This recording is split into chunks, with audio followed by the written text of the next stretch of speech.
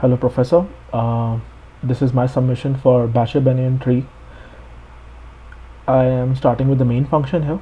We are taking the number of inputs the user wants to enter. These would be random inputs, which I am generating using the rand function from C++. Post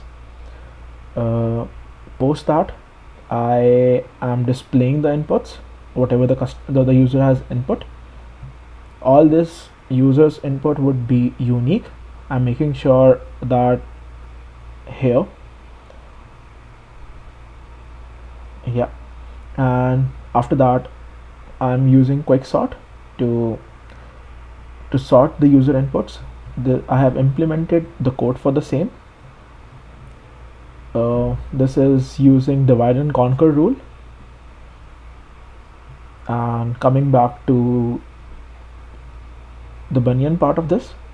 So here I have mapped indexes with switches, and in the later part I have converted the decimal values into the binary values, where I have made sure that the input have 3 size, as the input size of switch is 8.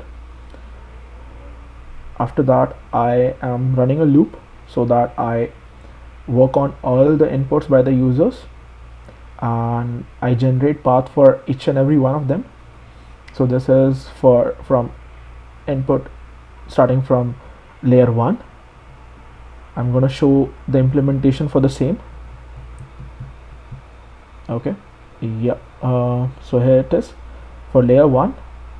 So if the input port is A1 and the binary character that has been read is 0, we return a B1, else we return a B3.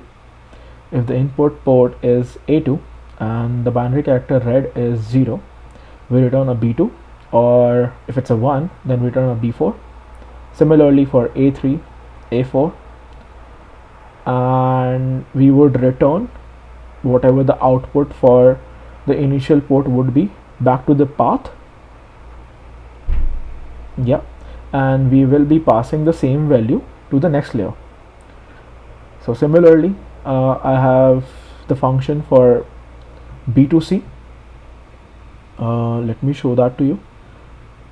So here it is. Again, if the initial port is B1, we will read the next character, the binary character. If it's a 0, we'll return a C1. If it's a 1, we'll return a C2, and similarly the rest of them. Similarly, whatever the output we get from the function switch from B to C, we will be entering that for the next function to get the final output, that is from C to output. So at initial port, if it's a C1, then we get a 0 if the binary character read is 0, and 1 if it's a 1, and similarly the rest follows. And at the end of all, I am just presenting the path for all the inputs. So let me run the code for the same.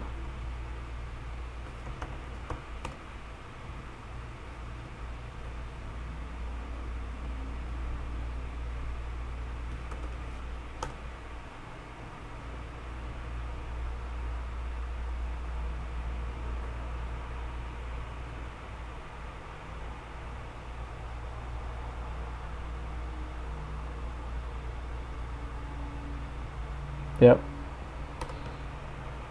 So let's take a random input, let's say 4. Okay, so the input generated was 1263, and this is the path that we are getting. For 1, it's A1, B1, C1, 1. For 2, that would be A2, B2, C2, 2, and similarly the rest.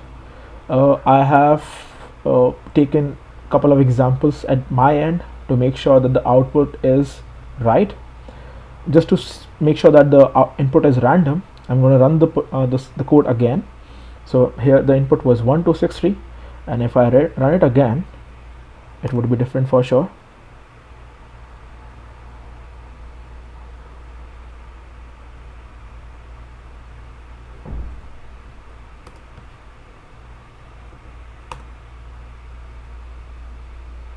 Yes, 6301.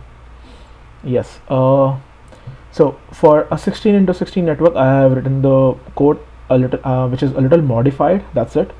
So since it was a 8 into 8 delta network, we needed a 3-bit and 3 layers.